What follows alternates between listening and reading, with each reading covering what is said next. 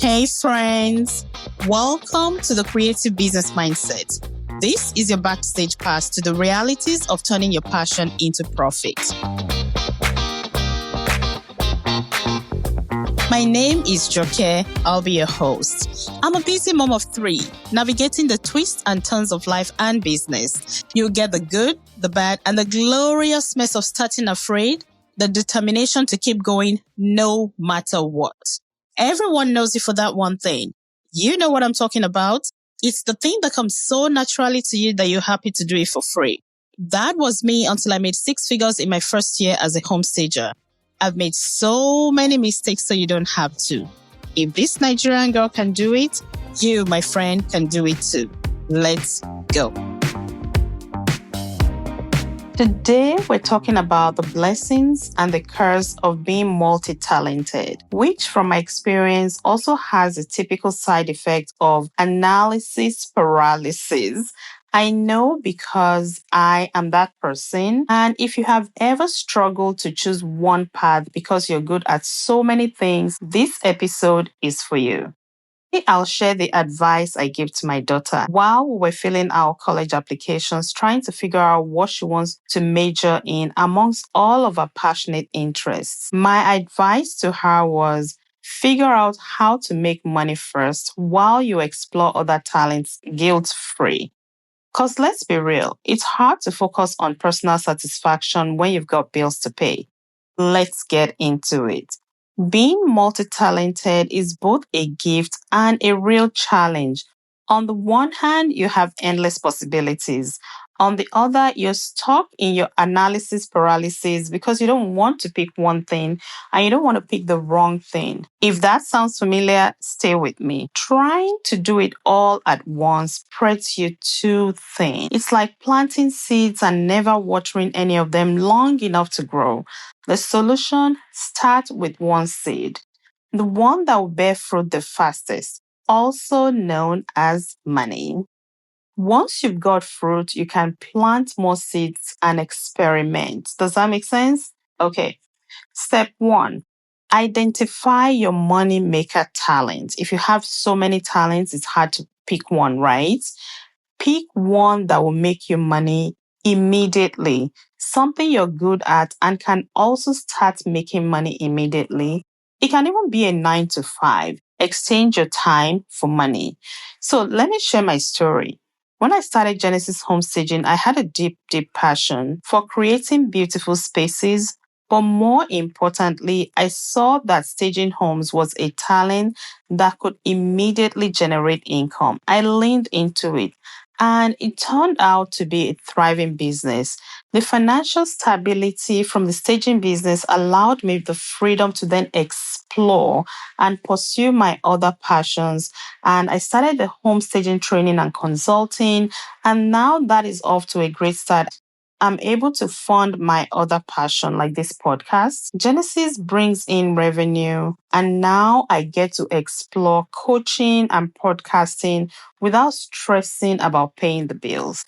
Now it's your turn to ask yourself these 3 questions. 1, which of your multi-talents can you monetize the fastest? 2, what tools or resources do you already have to make it happen? 3, who will you serve with that talent that can actually afford it? This is not about choosing the talent that you love the most.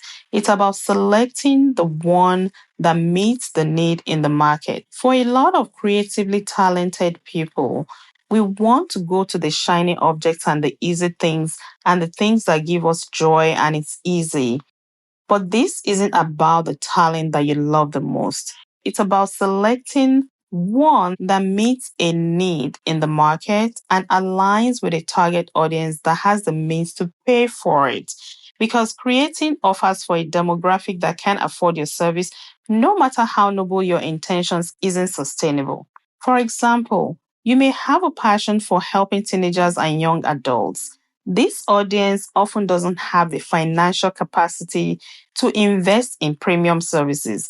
Instead, focus on a talent or skill that caters to a paying market. This is very important. Once you've built stability, Then you can revisit your passions in a way that will make more sense. A pro tip I'll leave you with: leverage what's easily available. Social media, freelancing platforms, there's so many of them.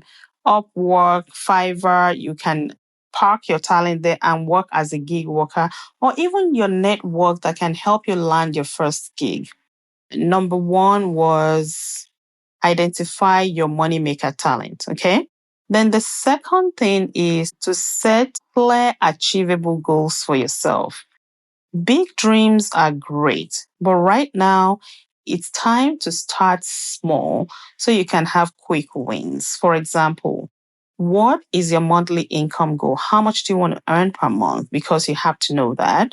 The minimum you need to cover your bills. Then break it down. How many clients, how many projects, or how many sales do you need to hit that number? After all expenses have been paid, and better still, start with a minimal to no expense model.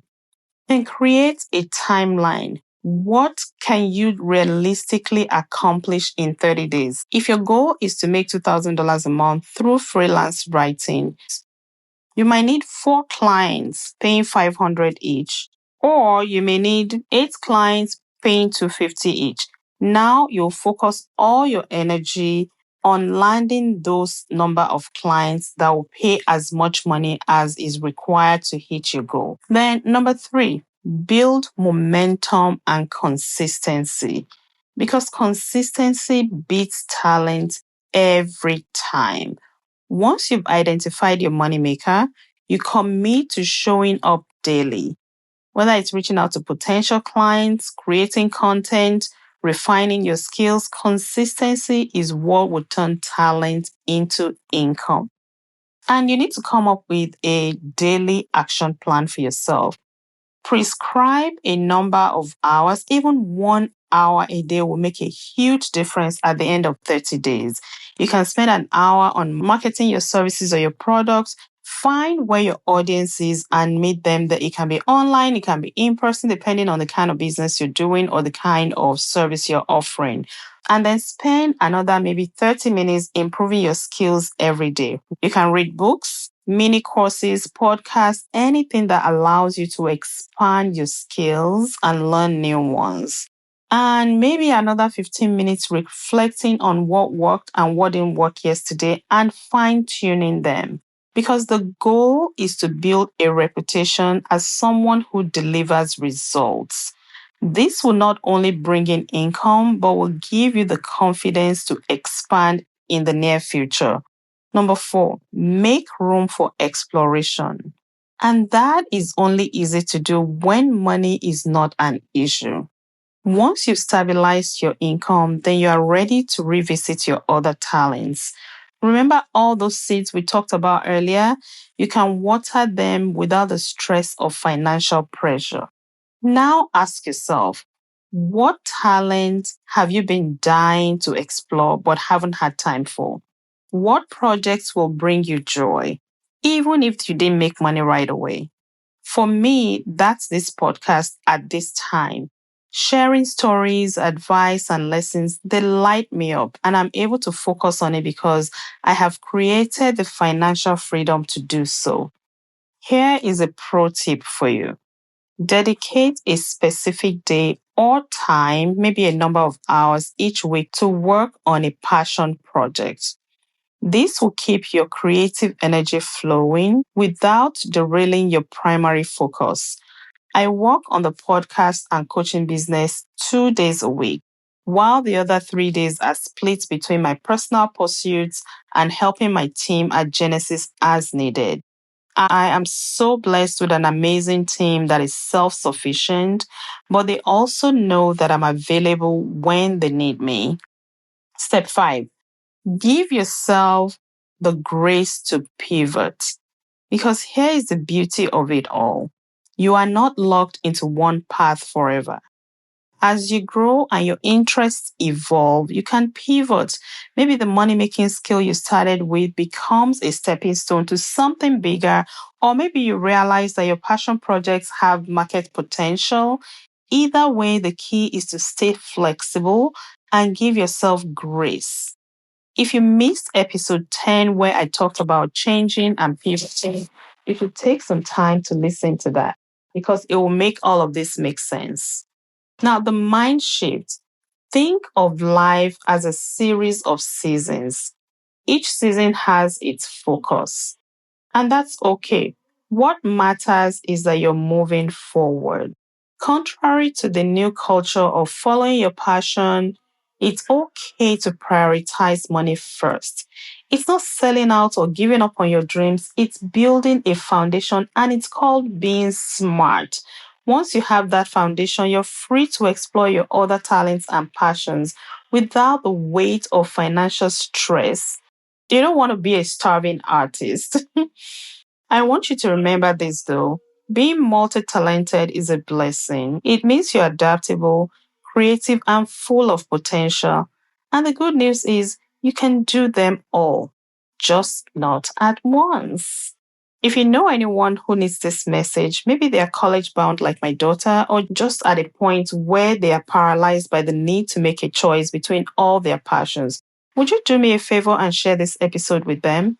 I would really appreciate that. And if you need guidance on how to hone in on your passion to pick your path, I am available for you. Reach out to me, info@businessofhomestaging.com. It's a wrap.